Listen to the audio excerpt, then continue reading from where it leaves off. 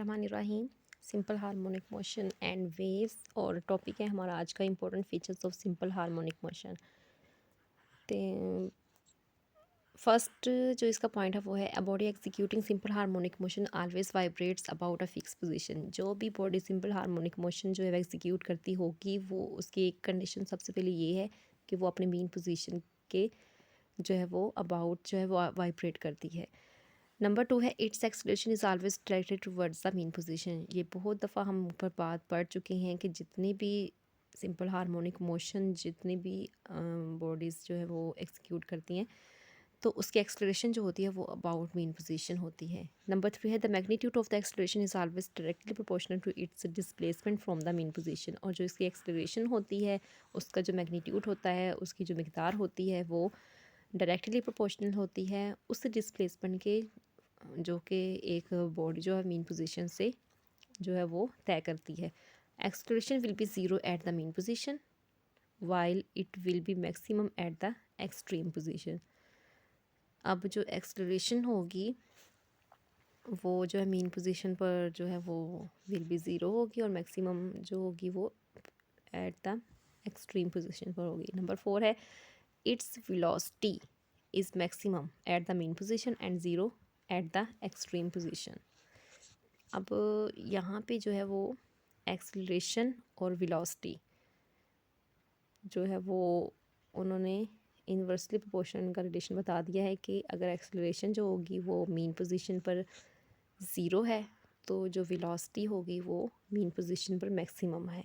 और अगर एक्सलेशन जो है वो अगर नहीं बल्कि मैक्सिमम पॉइंट पर जो एक्सलेशन जो होती है वो मैक्सिमम ही होती है और जो वेलोसिटी होती है वो मेन पोजीशन पर जो होती है वो मैक्सिमम होती है और एक्सट्रीम पोजीशन पर ज़ीरो होती है। Now we discuss different terms which characterize simple harmonic motion.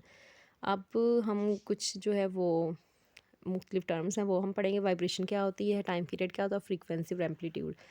अब यहाँ पे सबसे पहले है vibration. One complete round trip of a vibrating body about it's mean position is called the one vibration. एक कंप्लीट राउंड जो होता है एक अबाउट इट्स मेन पोजीशन वो उसका होता है वाइब्रेशन। टाइम पीरियड क्या होता है, the time taken by a vibrating body to complete one vibration is called the time period. एक कंप्लीट ट्रिप लगाने में जितना टाइम लेती है एक बॉडी उसको टाइम पीरियड कहते हैं। फ्रीक्वेंसी क्या होती है, the number of the vibrations और cycles of a vibrating body in 1 second. एक सेकेंड में जितनी वाइब्रेशंस एक बॉडी कंप्लीट करती है उनकी मिकदारें जो होती हैं वो इसकी फ्रीक्वेंसी कहलाती हैं।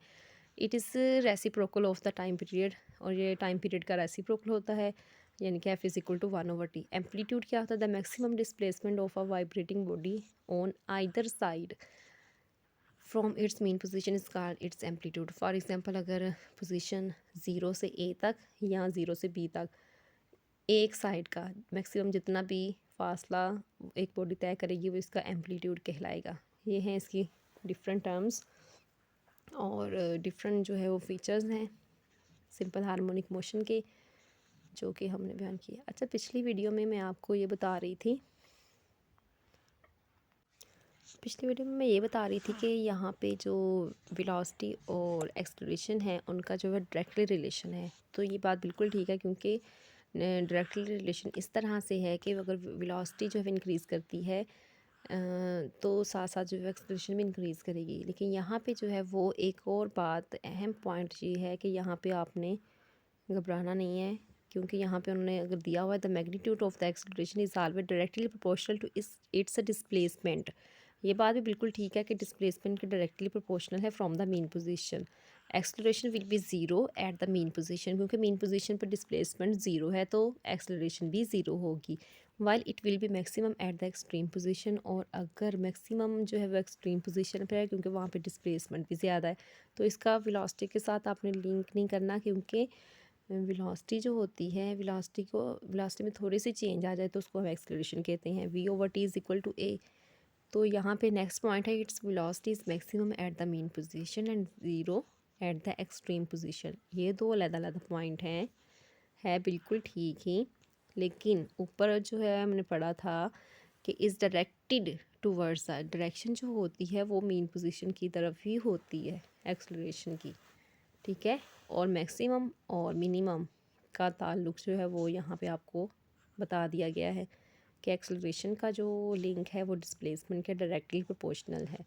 मेन पोजीशन से डिस्प्लेसमेंट ज़ीरो होगा तो मेन पोजीशन पर जो है वो एक्सेलरेशन भी ज़ीरो होगी, ठीक है। नेक्स्ट जो है वो न्यूमेरिकल है, बहुत ही इजी है। आपको लेंथ दी हुई है, फाइंड द टाइम पीरियड और फ्रीक्वेंसी फाइंड करनी है। पेंडुलम की जो लेंथ 1 मीटर लॉन्ग है at a location where g is equal to 10 metre per second square. आपको सिर्फ लेंथ भी दे सकते हैं क्योंकि जी की वैल्यू तो पहले ही 10 मीटर पर सेकेंड स्केयर होती है। एक्सलेशन जो होती है ग्रेविटेशनल एक्सलेशन। अब लेंथ अगर सिर्फ आपको दी हुई है एल, तो 2 पाई भी कांस्टेंट है 3.14, तो एल की कीमत लगाएं 1 मीटर और जी की वैल्यू लगाएं 10, तो 1/10 और साथ में अंडर रूट, तो 1.99 सेकेंड, अप्रोक्सीमेटली 2 सेकेंड। फ्रीक्वेंसी अगर फाइंड करेंगे तो इसको जो है वो हम रेसिप्रोकल कर दें इसका 1/t, तो हमारे पास आ जाएगा 0.5 हर्ट्ज़। ये फ्रीक्वेंसी का यूनिट है।